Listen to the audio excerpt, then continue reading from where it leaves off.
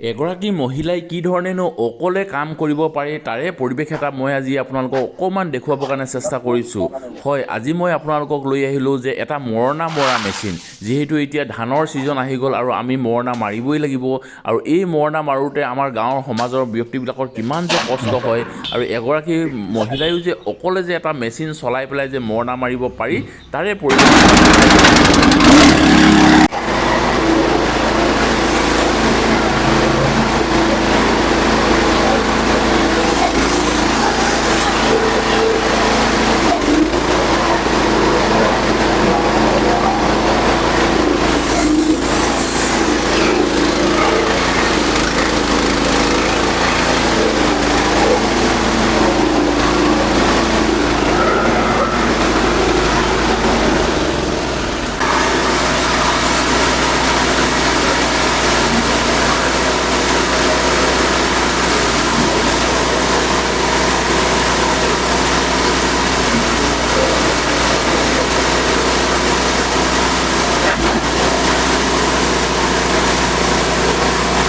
আৰু যি মই আজি এই মেচিনটো যে ৰাইজক দেখুৱালোঁ ইয়াৰ বিষয়ে অকণমান কৈ দিয়কচোন, কেনেকুৱা কি কথা ইয়াৰ।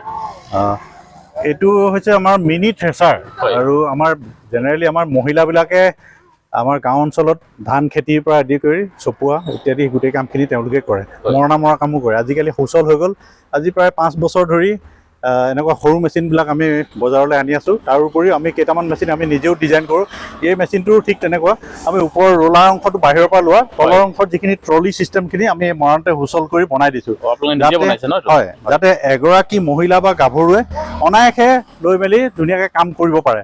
আৰু এইটো দেখিলে আমি যদি ট্ৰেক্টৰে মৰণা মাৰোঁ বা গৰুৱে মৰণা মাৰোঁ, তাৰ যিখিনি জাবৰ ধান আছে সেই জাবৰ ধানখিনি ইয়াত দি দিলেও খুব সুন্দৰভাৱে পৰিষ্কাৰ হয়। তাৰ উপৰিও আমাৰ যদি যিবোৰ জেনেৰেল ধান আমিতো ইয়াত ধুনীয়াকৈ চাফা কৰিব পাৰোঁৱেই। যাৰ যাৰ তেনেকুৱা অসুবিধা থাকে ধান চাফা কৰিবলগীয়া হয়, এনেকুৱা এটা মেচিন ক্ৰয় কৰিব পাৰে। বৰ বেছি দাম নহয়, সম্পূৰ্ণ ট্ৰলিসহ আমি 50,000-ৰ পৰা 62,000-ৰ ভিতৰত কেইবাটাও মডেল থাকে। আপোনালোকে আমাৰ পৰা এনেকৈ ধৰণে ক্ৰয় কৰিব পাৰিব। তাৰ উপৰিও এই মেচিনটোৱে প্ৰতি ঘণ্টাত 500 কেজি পৰ্যন্ত গুটি ধান উলিয়াব। আৰু ধানখিনি আপোনালোকে দেখিলে কিমান ধুনীয়া সুন্দৰ চাফাকৈ ওলায়। ইয়াত আমি দেখিছে একদম চাফাকৈ ওলাইছে ধান। আৰু তাৰ উপৰিও ইয়াৰ যিটো ধানৰ খেৰটোত আপুনি দেখিছে ন, অকণো ধান এটাও ধান বিচাৰি নাপায়, ধান বিচাৰি নাপায়। কিন্তু এটা কথা কি, এইফালে অলপ ধান 2-4টা যায়, লাষ্টত আপুনি যেতিয়া ধানখিনি খেৰখিনি আঁতৰাই দিম, আমি সেইখিনি ধান আনি পুনৰ ইয়াত দি দিলে এইটো চাফা হৈ যায়। আৰু এইটো এটা হৈছে 7 HP পেট্ৰল ইঞ্জিন, আৰু যিটো অনায়াসে মহিলাও চলাব পাৰে। গতিকে এনেকুৱা ধৰণৰ এটা মেচিন ল'লে আজিকালি আপুনি মৰণা মাৰিবলৈ হ'লেও আনক বহুত খাতিৰ কৰি থাকিব লাগিব বা যথেষ্ট টকা পইচা দিবলগীয়া হয়। প্ৰতি টিং ধানৰ এগেইনষ্টত আপোনালোকে কমেও 15 টকাকৈ ভৰিব লাগে। গতিকে এনেকুৱা এটা মেচিন লৈ ল'লে আপোনাৰ অন্ততঃ 4-5 বছৰলৈ এই মেচিনটো ধুনীয়াকৈ চলিব। ইয়াৰ ৰিপেয়াৰিঙৰ পৰা ইত্যাদি কৰি যিখিনি সা সামগ্ৰী লাগে আমাৰ HVF এজেঞ্চি মৰাণ, তিনিচুকীয়া, মাজুলী, গুৱাহাটী এইবিলাকত উপলব্ধ। গতিকে এই মেচিনটোৰ বিষয়ে মই আপোনাক থুলমূলকৈ এইখিনিকে ক'লোঁ, আৰু অন্যান্য মেচিনেৰীৰ বিষয়েও আপোনালোকক আজি অৱগত কৰাম। হয়, খুব বেছি ধন্যবাদ থাকিল দাদা। আৰু যিহেতু মই ইয়াৰ আগৰ কেইবাটাও ভিডিঅ' মই দাদাৰ লগত আপোনালোকৰ প্ৰস্তুত কৰি দেখাইছিলোঁ, বহু ৰাইজে সুধি আছিলে যে দোকানখন ক'ত আছে বুলি। দোকানখনতো এইখনেই হৈ গ'ল, HVF এজেঞ্চি। এয়া হৈ গ'ল একদম মৰাণত আছে। মৰাণ টাউনখনৰ পৰা মাত্ৰ 1 কিলোমিটাৰ আহিলে একদম মেইন হাইৱে কাষতে আছে HVF এজেঞ্চি। আৰু এয়া হৈ গ'ল দাদা। আৰু দাদাহঁতৰ তাত এনেকুৱা ধৰণৰ থেচাৰ মেচিন বা অন্যান্য বহু ধৰণৰ মেচিন আছে। আমি অকণমান আপোনালোকক আজি এটা ঝালাক দেখুৱাই দিম। আৰু যিহেতু দাদাই কৈছে এয়া যে 50,000-ৰ পৰা প্ৰায় 60-62,000 টকাৰ ভিতৰত আপোনালোকে কেইবাটাও মডেল পাব। কি সুন্দৰকৈ একদম ধানবিলাক চফা ওলাইছে, খেৰ গোটেইখিনি মডেল দেখুৱালে। আৰু ভিতৰলৈ এতিয়া যাওঁ, আৰু বহুকেইটা মডেল আছে, অকণমান আজি আমি আপোনালোকক দেখুৱাই দিওঁ। আৰু যিবিলাক আমি স্ক্ৰীণত যে নাম্বাৰবিলাক দি থৈছোঁ, এই নাম্বাৰকেইটাত আপোনালোকে ফোন কৰিব। দাদাহঁতৰ 5টা তেওঁলোকৰ বিভিন্ন স্থানত তেওঁলোকৰ ডিলাৰ আছে। তেওঁলোকৰ ডিলাৰ এখন এইখন হৈ গ'ল মৰাণত, এখন আছে তিনিচুকীয়াত, এখন আছে গুৱাহাটীত, এখন আছে মাজুলীত, আৰু এখন আছে দেৰগাঁৱত। হয়, আৰু এই কেইখন ডিলাৰত আপোনালোকে অসমৰ বা ভাৰতৰ যিকোনো জেগাৰ পৰা যদি আপোনালোকে যদি ল'বলৈ বিচাৰে, এই স্ক্ৰীণত যিকেইটা নাম্বাৰ আপোনালোকে দেখিছে এই নাম্বাৰকেইটাত আপোনালোকে যোগাযোগ কৰক। আৰু দাদাহঁতৰ লগত যিবিলাক কৰ্মচাৰী আছে বা দাদাহঁতৰ লগত আপোনালোকে কথা পাতি পেলাই আপোনালোকৰ যেনেকুৱা ধৰণৰ যি মেচিন লাগে যিকোনো আপোনালোকে তাৰ পৰা আপোনালোকে ক্ৰয় কৰি ল'ব পাৰিব। আৰু এটা মডেল মই আপোনালোকক দেখাইছোঁ, এয়া হৈ গ'ল ৰংমন এই থেচাৰ মেচিন। আৰু এইটোৰ বিষয়ে দাদা অকণমান থুলমূলকৈ কৈ দিয়কচোন। হয়, এই এনেকুৱা ধৰণৰ থ্ৰেচাৰ আমি 2012 চনৰ পৰা মৰাণতে প্ৰস্তুত কৰি আছোঁ। আৰু অসমৰ বিভিন্ন প্ৰান্তত আমাৰ মেচিন চলি আছে। তাৰোপৰি ত্ৰিপুৰা গভৰ্ণমেণ্টক আমি বহু মেচিন ছাপ্লাই কৰোঁ, প্ৰত্যেক বছৰে আমি কৰি আছোঁ। আজি 4-5 বছৰৰ পৰা তেওঁলোকৰ তাত আমি মেচিন ছাপ্লাই কৰি আছোঁ। এইটো হৈছে আমাৰ আমি 4টা মডেল মৰাণত প্ৰস্তুত কৰোঁ। প্ৰথম মডেলটো সৰু মন, সেইটো আপোনালোকক অলপ আগতে ভিডিঅ' দেখালোঁ। ছেকেণ্ডটো আছে আমাৰ V2 আৰু তাৰ ওপৰতো আছে ডিলাক্স, এইটো হ'ল ছুপাৰ ডিলাক্স। এই ছুপাৰ ডিলাক্স মেচিনটো যিজন মানুহে ক্ৰয় কৰিব তেখেতে একে মাহতে এই মেচিনটোৰ মূল্য সম্পূৰ্ণ ওলায়, কাৰণ দৈনিক এই মেচিনটোৱে প্ৰায় 150 কুইণ্টেল ধান চাফা কৰিব পাৰে। আৰু আজিৰ ডেটত জানে আপুনি 1 কুইণ্টেল ধানৰ চাফা কৰিলে প্ৰায় 1500 টকা বা 150 টকাৰ পৰা 140 টকা এনেকুৱা ধৰণৰ। গতিকে আপুনি যদি দৈনিক 150 কুইণ্টেল কাম কৰিব পাৰে কিমান ধুনীয়া হয়। গতিকে এনেকুৱা ধৰণৰ মেচিন, এইটো আমাৰ 10 HP ইঞ্জিনৰ সৈতে, কিলোস্কাৰ ইঞ্জিনৰ সৈতে সংযোজিত আছে। ইয়াৰ 1 বছৰ ৱাৰেণ্টি, আৰু আমি মৰাণতে গোটেই মেচিনটো প্ৰস্তুত কৰোঁ। ইয়াত কিবা ফেনৰ কথা থাকে, বহুতে সোধে ফেন বোলে 5খন 7খন। এইটো এটা বৰ ডাঙৰ প্ৰশ্ন। এতিয়া মানুহে ফেনৰ ওপৰত নিৰ্ভৰ কৰে, সেইটো একচুৱেলি তেওঁলোকৰ এটা ধাৰণা আহে। এইটো ফেনটো বেছি থাকিলে যে ভাল হ'ব এইটো কথা নাই। আজিলৈকে ভাৰতবৰ্ষত কোনেও এই ধৰণৰ মেচিনটো প্ৰস্তুত কৰা নাই। মেচিনটো একেধৰণে কৰিছে। ইয়াৰ ভিতৰৰ যিটো কাৰুকাৰ্য, আপোনাৰ ইয়াত এইটো এডাল ৰোলাৰ থাকে, প্ৰত্যেক থ্ৰেচাৰতে এডাল ৰোলাৰ থাকে, কিন্তু মোৰ ইয়াত 2ডাল ৰোলাৰ আছে। যিডাল স্পাইল ৰোলাৰ দ্বাৰা যেতিয়া আপুনি ধানখিনি থ্ৰেচিং কৰে, তাত ধানৰ যিটো ঠেঙনি থাকি যায় আৰু বহুতখিনি লেতেৰা থাকি যায়। গতিকে সেই ঠেঙনিখিনি ইয়াত খুব মিহিকৈ কাটি দিয়ে। কাটি দিয়াৰ পিছত ধূলি বনাই দিয়ে। ধূলিখিনি যেতিয়া ইয়ালৈ গুচি যায়, আমাৰ এই চিমনি দুটাই টানি লয়। গতিকে আমাৰ এইটো মাত্ৰ 3খন ফেন। ইয়াত যে 5খন ফেন লাগিবই বুলি কথা নাই। 3খন ফেনে যিটো কাম কৰিব, সেই 7খন ফেনেও একেটাই কাম কৰিব। পাৰিলে 7খন ফেনে ইয়াৰ পৰা ধান অলপ উলিয়াই ছটিয়াই পেলাইহে দিব। গতিকে এই ফেনটো মেচিনটো চুটি, কম পৰিসৰৰ, কম দামৰ ভিতৰত হ'ব। আপুনি যদি ডাঙৰ ট্ৰেক্টৰ মাউণ্টেড থ্ৰেচাৰ এটা লয়, প্ৰায় 1,70,000-1,60,000 টকা। আৰু এইটো আমাৰ ইঞ্জিনসহ 2.5 লাখ টকা, 2,55,000 টকাৰ ভিতৰত আমি ডেলিভাৰী কৰোঁ। ঠিক এনেকুৱা ধৰণৰ আৰু মেচিন আছে, আপোনালোকক আমি দেখাই আছোঁ। আৰু এইফালে দেখিছোঁ কেইটামান বেলেগ মডেল। এইকেইটা কি হয় দাদা? আমাৰ যি 4টা মডেলৰ, এইটো হ'ল ছেকেণ্ড মডেলটো। প্ৰথম মডেলটো ছুপাৰ ডিলাক্স, এইটো হ'ল ডিলাক্স। এইটো ঠিক একেধৰণৰে, ইয়াতো আমাৰ ডাবল ৰোলাৰ ছিষ্টেম আছে। প্ৰথম ৰোলাৰ আৰু এইটো স্পাইৰেল ৰোলাৰ। ইয়াতো ডাবল চালনা আছে, 4 হুইলাৰ, খুব ধুনীয়াকৈ অনায়াসে ৰাস্তাই পদূলিয়ে য'ত ত'ত লৈ যাব পাৰে। আৰু ইয়াত সুবিধা কি, 0 কাট, আপুনি একে ঠাইতে মেচিনটো ঘূৰাব পাৰে। বহুত মেচিন আছে চকা লগাই দিয়ে, কিন্তু অগা পিছা কৰি পেলাই ঘূৰাবলগীয়া হয়। আৰু আমাৰ এইটো যথেষ্ট সুচল কৰি দিয়া হৈছে, এখন ফল্ডিংকৈ থাকে।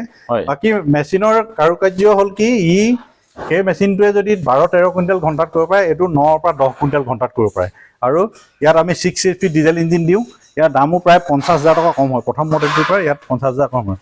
আৰু আমি কেনেকৈ ধৰণে মেচিনবিলাক প্ৰস্তুত কৰোঁ তাকো আপোনালোকক চমু আভাস দি দিছোঁ, আহক।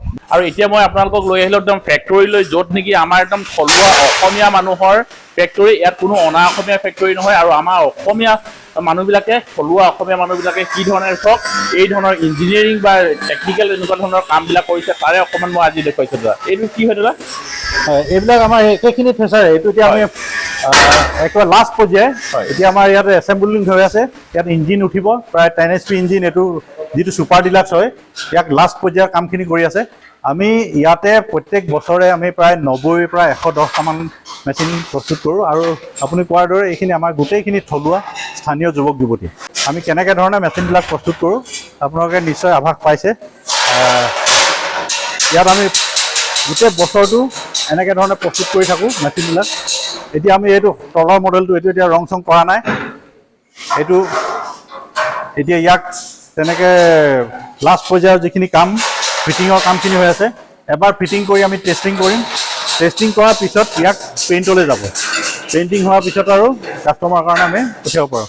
গতিকে এইটো আমাৰ বনাই মেলি শেষ হোৱাৰ পিছত এইবাৰ আমি লাষ্ট টেষ্টিং কৰিম। হয়, এয়া যি আপোনালোকে দেখি আছে যে নতুন বনাই আছে, তেওঁলোকে নিজে ইয়াত মেনুফেকচাৰ কৰে। হয়, আৰু এয়া হৈ গ'ল সম্পূৰ্ণ আমাৰ থলুৱা নিজৰ অসমীয়া মানুহখিনিয়ে এই কামবিলাক কৰিছে। আৰু এতিয়া আজি মই আপোনালোকক লৈ আহিলোঁ একদম ফেক্টৰীৰ ভিতৰলৈ, য'ত নেকি আমাৰ অসমীয়া মানুহে, গোটেই কৰ্মচাৰীবিলাকো অসমীয়া, মালিকো অসমীয়া, গোটেই কামবিলাক আমাৰ থলুৱা অসমীয়া মানুহে কৰিছে। সাধাৰণতে খুব কম দেখা যায়। আৰু ইয়াত যিমানবিলাক আপোনালোকে দেখিছে যে চব তৈয়াৰ কৰি আছে, আৰু ৰং চং এতিয়া দিয়া হোৱা নাই, লাহেকৈ দিয়া হ'ব আৰু। হয়, এনেকৈ ধৰণে আমি বছৰজোৰা প্ৰস্তুতিৰে অসমৰ বিভিন্ন প্ৰান্তলৈ আমাৰ এই ৰংমন, আমাৰ যিটো ব্ৰেণ্ড হয়, আমি 2012-13 চনৰ পৰা এইবিলাক ব্ৰেণ্ডিং কৰি চলাই আছোঁ, ৰংমন পেডিচেচাৰ নামেৰে। আৰু আমাৰ এই মেচিনটো ইণ্ডিয়ান ফাৰ্ম মেচিনেৰী টেষ্টেড হয়। ইণ্ডিয়ান ফাৰ্ম মেচিনেৰী আমি টেষ্টিং কৰি পেলাই ৰাইজলৈ পঠিয়াই আছোঁ। ইয়াত আমাৰ পিছফালেও তেনেকৈ ষ্টক আছে, এইফালে এনেকৈ ধৰণে এইবিলাক শেষৰ পৰ্যায়লৈ আমি এইখিনি মেচিন দিম আৰু এতিয়া দৈনিক বনায়ো থকা হয়। হয়।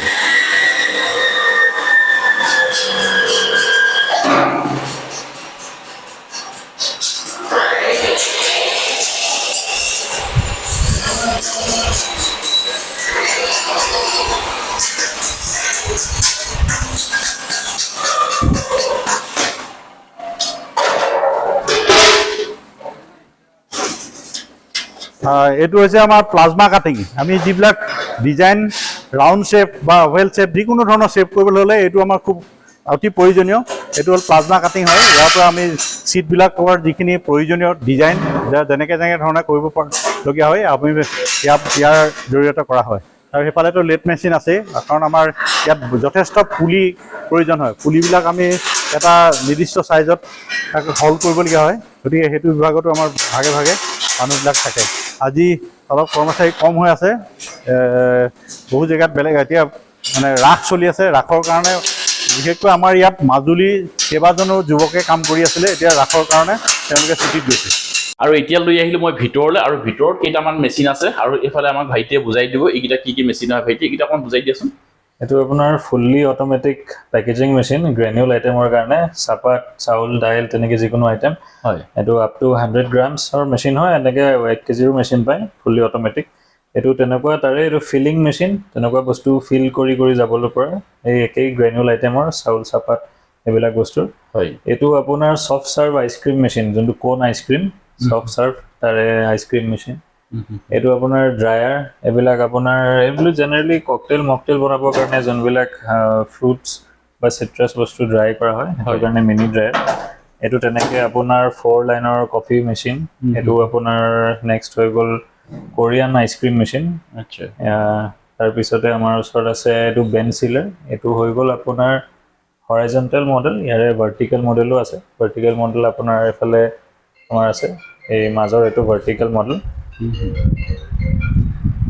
তাৰে লগত এইফালে এইটো আছে, এইটো হৈ গ'ল এটা বহুত মানে ইণ্টাৰেষ্টিং মেচিন। এইটো মাল্টি ফাংচন মেচিন হয়। এইটো পেকেজিং ডাইৰেক্ট চিলিঙো কৰিব পাৰি এটা বস্তু, তাৰপিছত ভেকিউম চিলিং কৰিব পাৰি, নাইট্ৰজেন ফ্লাছিঙো কৰিব পাৰি, আৰু ভেকিউম প্লাছ নাইট্ৰজেন সেইটোও কৰিব পাৰি। মানে একেটাতে গোটেইকেইটা ফাংচন হৈ যাব। এইটো বহুত দৰকাৰী মেচিন।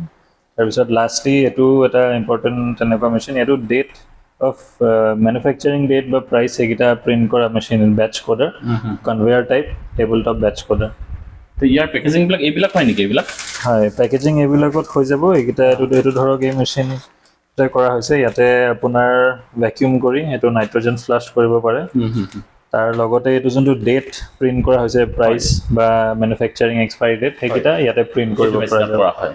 তাৰমানে আমি এইটোৱে বুজিব লাগিব, যদি আপোনালোকে যদি এই যে নাম যে দেখিছে HVF এজেঞ্চি, আমাৰ যি থলুৱা অসমীয়া ব্যক্তিয়ে এই কামখিনি চলাই নিছে, আৰু সেয়া যিহেতু মই আপোনালোকক ভিডিঅ'টো আৰম্ভণিতে কৈছোঁৱে, মৰাণত আছে।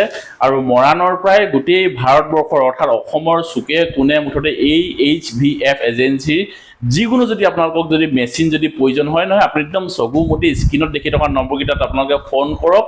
যিকোনো মেচিন আপোনালোকে অসমৰ যিকোনো জেগাত আপোনালোকে ডেলিভাৰী ল'ব পাৰিব। যেনেকৈ এওঁলোকৰ 5টা ডিলাৰশ্বিপ আছে 5টা জেগাত, যেনেকৈ ধৰক এওঁলোকৰ প্ৰথমটো আছে এই মৰাণত, এইফালে আছে তিনিচুকীয়াত, এইফালে আছে গুৱাহাটীত, এইফালে আছে দেৰগাঁও, এইফালে আছে মাজুলী। এই 5খন জেগাত তেওঁলোকৰ নিজৰ এজেঞ্চি, নিজৰ ডিলাৰশ্বিপ, নিজৰ অফিচ আছে। এই 5খন জেগাৰ পৰা আপোনালোকে য'ত যেনেকৈ আপোনালোকৰ সুবিধা হয়, আপোনালোকে যিকোনো মেচিন আপোনালোকে স্ক্ৰীণত দেখি থকা নম্বৰটোত আপোনালোকে যোগাযোগ কৰি পেলাই আপোনালোকে ক্ৰয় কৰি ল'ব পাৰিব। তেতিয়াহ'লে ভিডিঅ'টো আজি অকণমান তথ্য দিবৰ কাৰণে চেষ্টা কৰিলোঁ যে আমাৰ এজন থলুৱা অসমীয়া ব্যক্তিয়ে কি ধৰণে মেচিনৰ লগত জড়িত বিভিন্ন ধৰণৰ কামবিলাক কৰি আছে। গোটেই তথ্যখিনি আজি আমি আপোনালোকক ভিডিঅ'টোত অকণমান দেখুৱাবৰ কাৰণে চেষ্টা কৰিলোঁ। ভিডিঅ'টো আপোনালোকে কেনেকুৱা পালে জনাবৰ কাৰণে নাপাহৰিব। ভিডিঅ'টো আৰু বৰ বেছি দীঘল কৰি নাথাকোঁ, ভিডিঅ'টো আজি ইয়াতে সামৰণি মাৰিছোঁ। অন্য এটা ভিডিঅ'ত অতি সোনকালে লগ পোৱাৰ প্ৰতিশ্ৰুতি আজি এই ভিডিঅ'টোৰ পৰা বিদায় ল'লোঁ। ধন্যবাদ থাকিল। জয় অসম।